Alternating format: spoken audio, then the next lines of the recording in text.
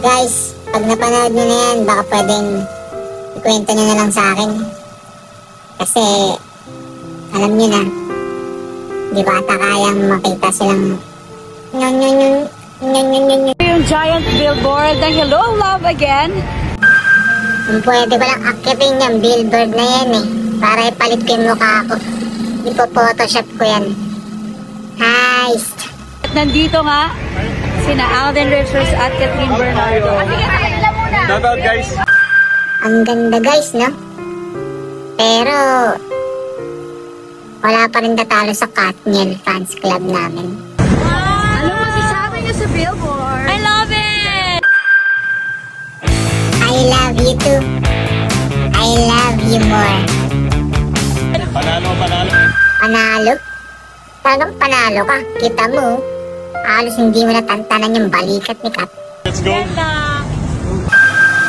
Let's go your face. Jesus.